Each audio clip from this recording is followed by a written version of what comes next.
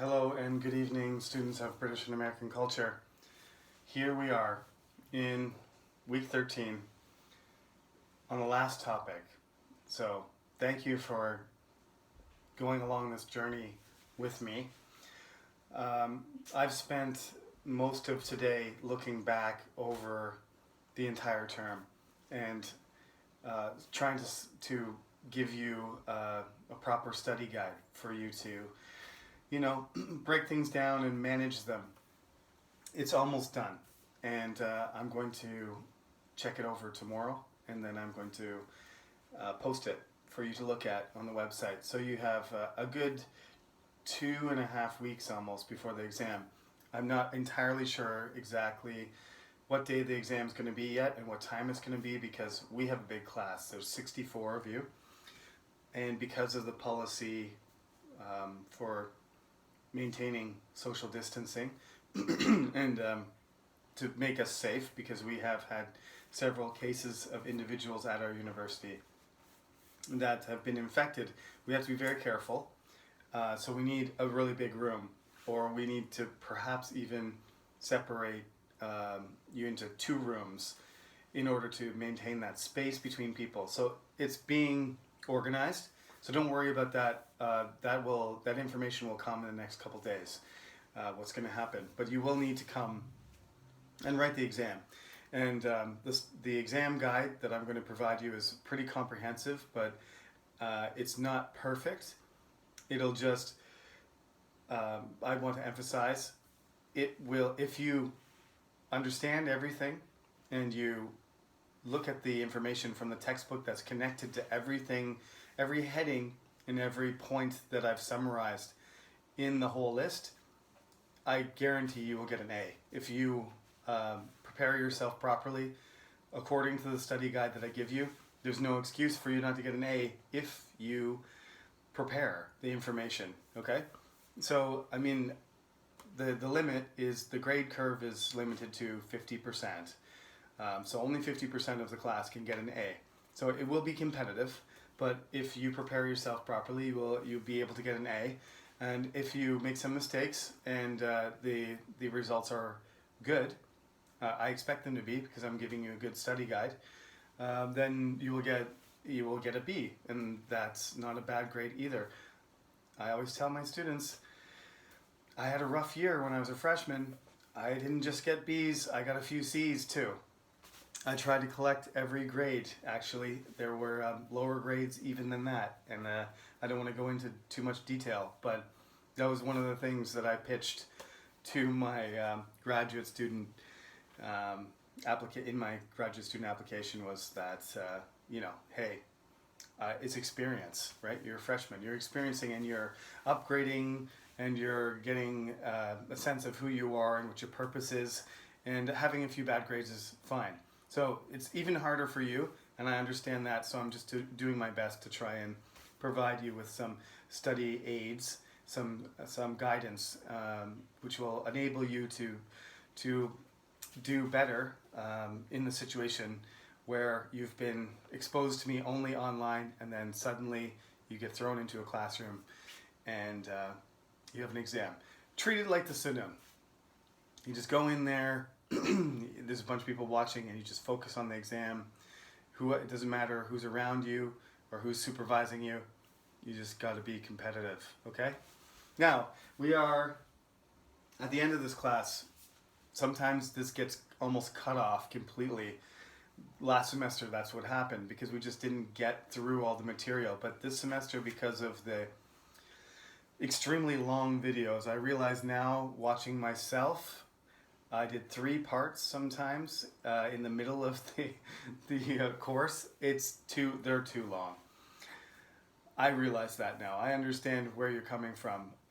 So we need to condense things a little bit more, and I promise that in the future this is going to be more manageable. No more 1 hour long video lectures about topics. We'll just cut them down.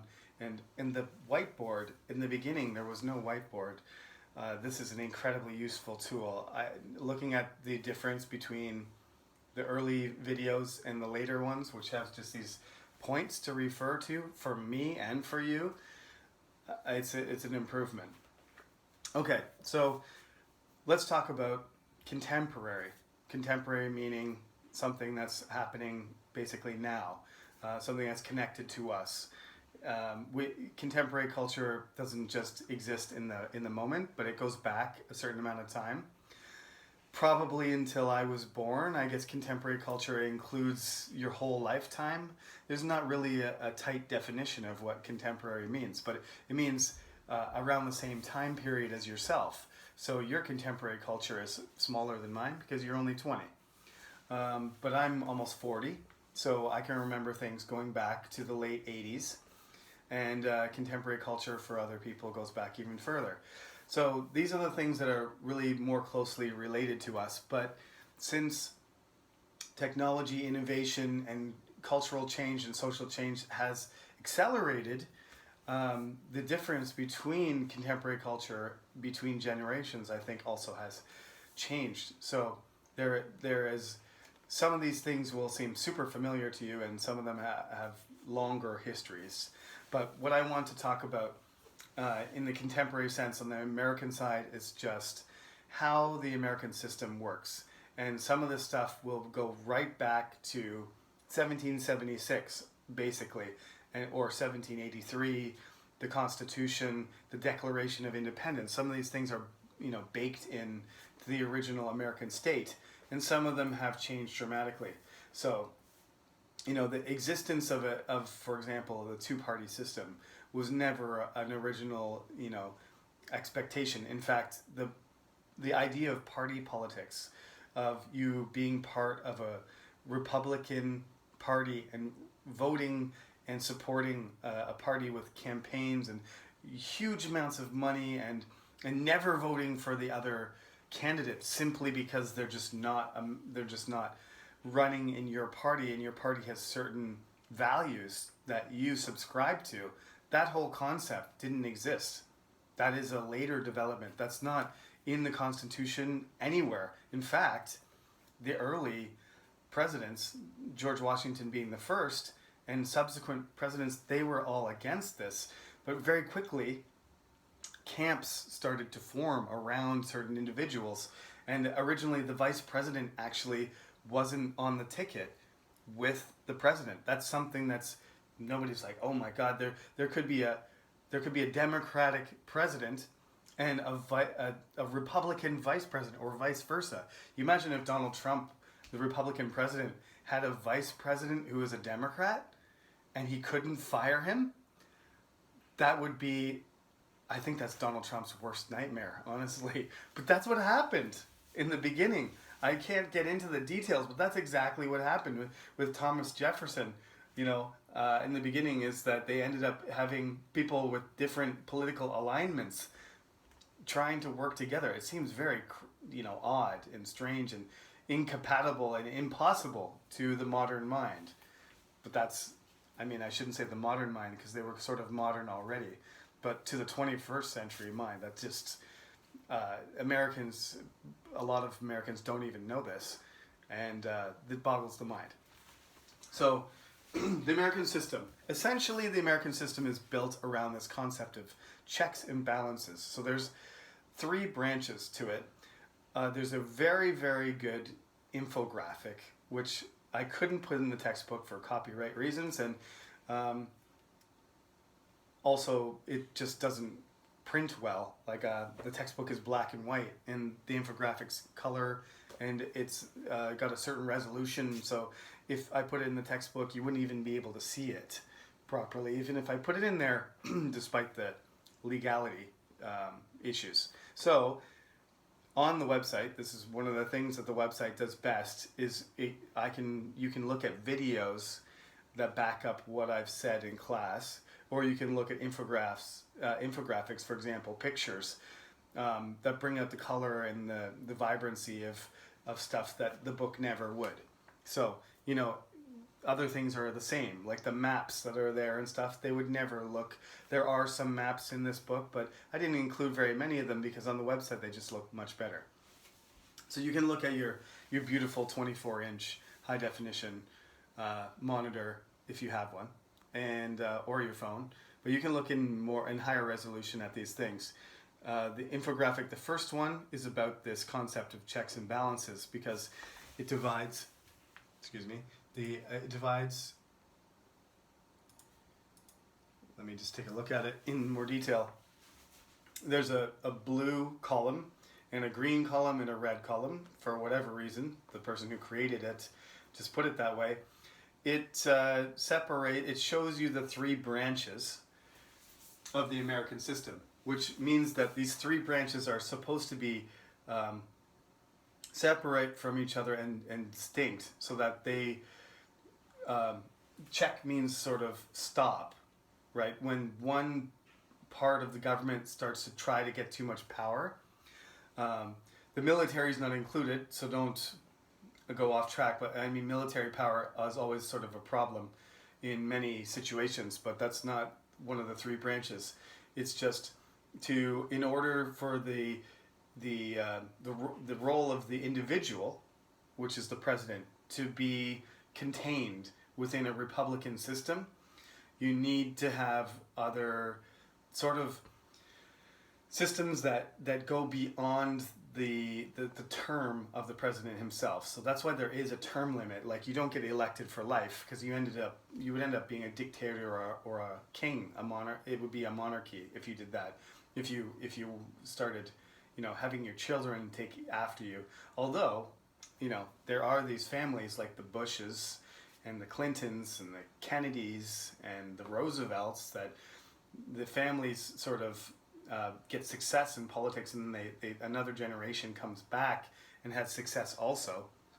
But that's not the same as, being the leader and then dying and then somebody else succeeding you directly, like right away. If George Bush Sr. had died as a president, and then right away George W. Bush, the next Bush president, had succeeded him without Clinton in between, then you would end up with a monarchy.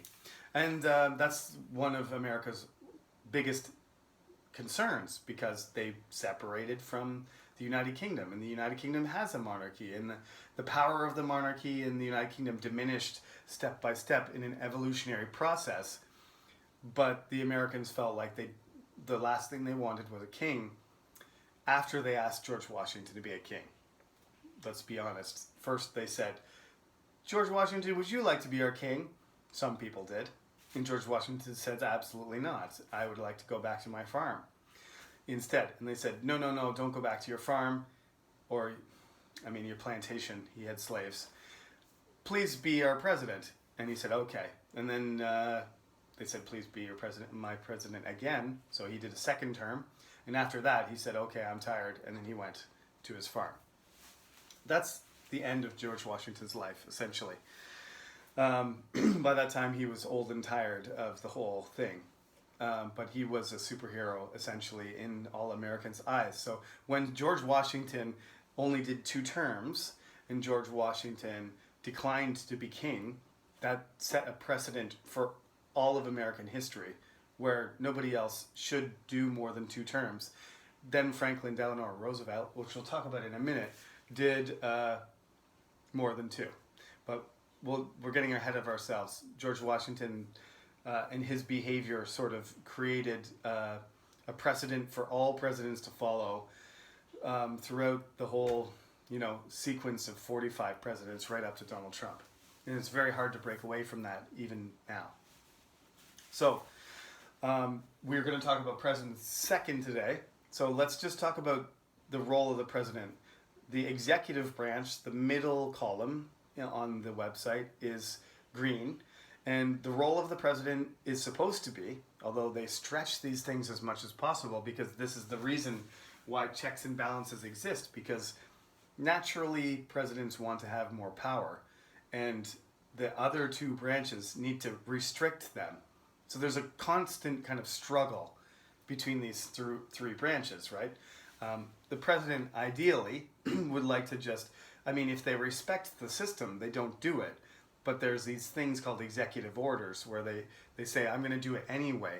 And they can do things under emergency circumstances that they couldn't normally do. So they can stretch the limit, But the standard roles of the executive are signing laws and vetoing laws, presidential veto, and you can overcome a veto with a 2/3 majority. But signing laws, pardoning people. So if criminals can be just, the president can just say, you got convicted of a crime, but I'm just going to let you go because I'm the president. That power can be abused very easily, but it's just an individual, and that's a power that the president has. He gets to choose judges, federal judges, and when a Supreme Court justice dies, they get to nominate somebody that needs to be approved. And this was a huge thing at the end of Obama's term, because he nominated somebody because a judge had passed away, but the Congress was Republican, and I think the Senate was as well, and so they never allowed the person to be. The appointment was rejected, and then as soon as Donald Trump came in, he put a very, staunch Republican in there immediately, and I believe he got another. He's done 2 appointments, and because he controlled Congress at that point, he could do that because they approved of it. And of course, they have 4-year terms, and every 4 years they have to be reelected up to a limit of 2, because that is now changed. It's actually not the George Washington guide; it's the George Washington rule. You're only allowed 2, and then you're done. Okay, so that's the executive branch. Let's go to the blue branch on the left side.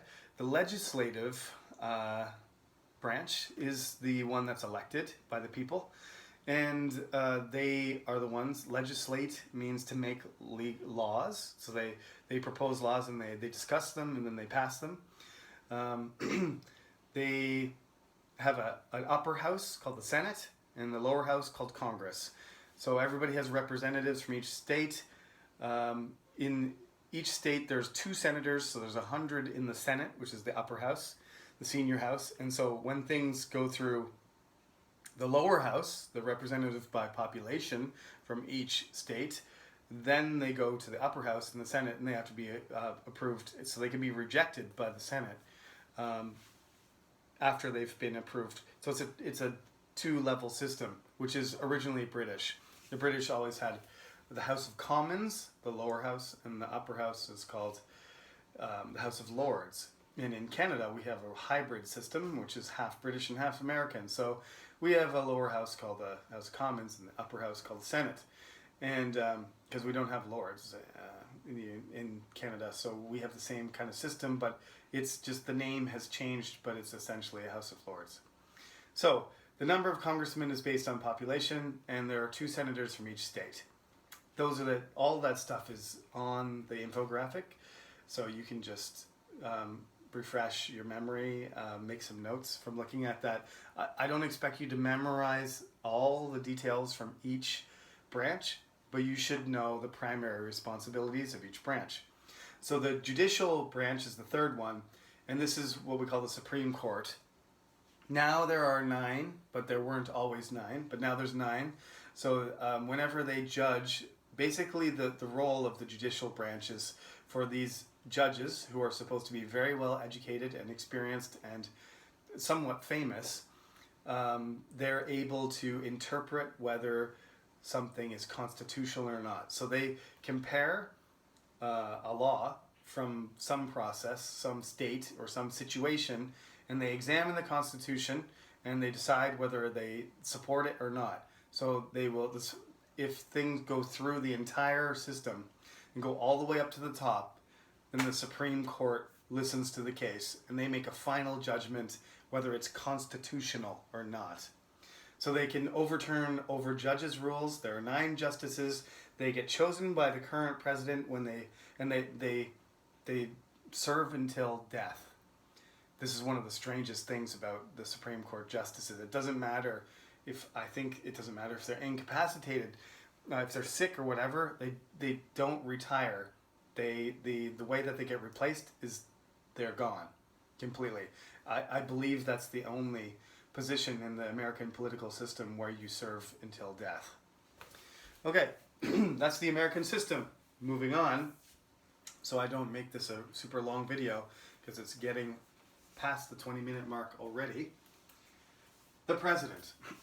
What constitutes being the president? Well, you have to get voted in. So there's something called the Electoral College, and I'm not going to ask you about what that means, but essentially the Electoral College means whoever wins in a state gets all the support from one state. So everything is based on population, but it's based on population state by state and sort of county by county, rather than just determining the president by popular vote, which is the way that most democracies have gone, but the Americans refuse because some of them think it's a better system and that they'll lose their influence over the president if they do that. That's not actually accurate. It's pretty well established that a popular vote system is more representative because that's what it is. Popular votes are representative of the whole population's desire, wherever they live. It doesn't matter about geography or borders. It's in the national interest to vote. But anyway, there's these arguments that people make, and they refuse to change it. I don't think they're going to change it anytime soon, so that's how it works. The president is elected. Donald Trump lost the popular vote. Hillary Clinton had more votes than him, but he won easily because he got more states, essentially. Okay? So that's it. So having an overwhelming majority in California and New York does you no good if you lose every other state. That's essentially what it boils down to. So that's one thing you should remember. The president is voted by Electoral College, not by popular vote. Okay? That's not in the textbook. That's not in the textbook, but you need to know that, okay? So I'll write that. This is what the board is great for. If I can find a marker. I thought I had one. Oh, there it is.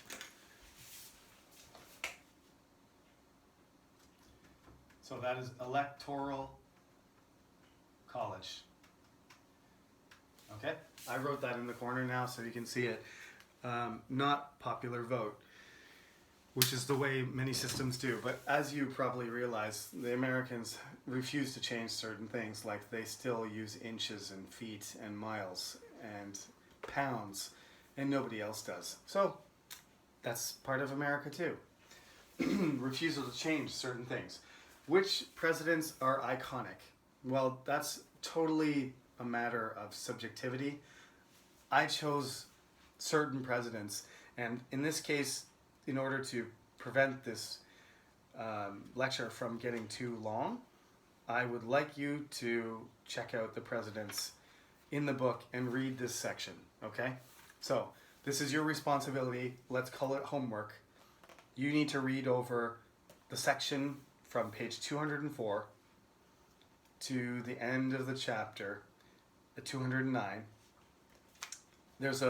I just choose certain presidents because they have certain aspects about them that separate them from other presidents. So the first one I chose was FDR, Franklin Delano Roosevelt. He was the president who was elected during the Depression. He proposed the New Deal, and we talked about him briefly, in the 20th century lectures. He proposed this New Deal, and he did a lot of public works projects, and he did all these organizational work, and there's all these acronyms of different types of organizations. He tried to rebuild America, and it was sort of working, but not really in some ways. And then World War II happened, and he was prepared for that, and he decided to try and be elected again, and he was. And then he tried to be elected again, and he was re-elected a fourth time. And after he was re-elected a fourth time, he died. And then the war was over. But the 12 years or so that he was president are distinctive. He left maybe more than any other president than Abraham Lincoln and George Washington. He has left his mark on the face of America, of the culture of America. It's a lot of the things that they have, even the healthcare that we look down on the healthcare and there's a lot of problems with it. But basically, the social assistance programs and the involvement that the American government has in society is largely due to him. A lot of these programs date back to him trying to solve the problems of the Depression, and then in World War II being just a capable, savvy, intelligent manager of emergencies, and being somehow prepared for everything and being calm, saying December 7th, 1941, a day that will live in infamy. There's so many speeches that he makes that are so influential. So I chose him. He's my favorite president. That's one reason. But there are reasons why he's my favorite. So he's the first one that I chose. Eisenhower is the next because lots of people don't talk about him. But he was the supreme commander during World War II of the Allied forces. He won the war in the West against the Nazis in Germany, along with the Russians on the other side, who contributed more. But he was the prime architect, and he was involved in NATO and all these other sort of developments that had a huge influence on the future of America. And he was the one who warned us about the military-industrial complex, because he was a military figure and then a president, and he was cautioning us, in the investment of military equipment and the connections between corporations and the government and the military. He's a very interesting person too. John F. Kennedy, because everybody remembers that. My parents, who were young at the time, anybody who's American or Canadian remembers, if they were alive at the time, the day, where they were, what happened when Kennedy was shot. It's a sort of 9/11 moment. I remember that because I was 20 years old when the 9/11 incident happened, when the terrorists crashed the airplanes. I can remember the exact moment, it's been a picture snapped in my mind. And John F. Kennedy had that effect. Also, there was the certain events with the nuclear, developments of nuclear technology and the danger of destroying the world, and the confrontation with Russia got very, very heated and dangerous during his brief term as president before he was killed.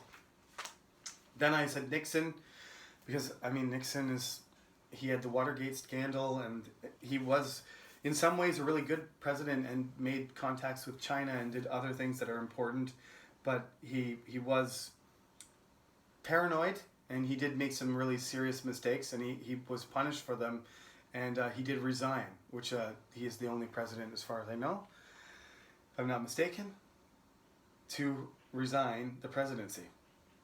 And then Ronald Reagan, because Ronald Reagan is representative of the fifth part of the American century we talked about, the third period. After the civil rights movement was over, this period of change, beginning with Nixon, but really solidified under Reagan when he started to be really aggressive internationally towards the Russians, and using this global policy of sort of policing different areas of the world and putting pressure on the Soviet Union, which eventually caused them to collapse. But the economics of his presidency and his insistence on certain values are sort of representative of what American politics are today. So those are the 5 presidents I chose, and I would like you to read about them. Like I said, it starts on page 204, and then it runs through page 207, and then there's a little description about the Bushes, the Clintons, Obamas, and Trumps, which is the sequence of presidents after Reagan. But I'm really just describing how they continue what Reagan has sort of implemented, and even though Republicans or Democrats promise various things, they basically follow in his footsteps, more or less. They're moderate conservative or very conservative, one or the other. So that's how the American system works. I'm going to briefly talk about left and right government because it relates to the British system too, and that's the second infographic on the website for this week.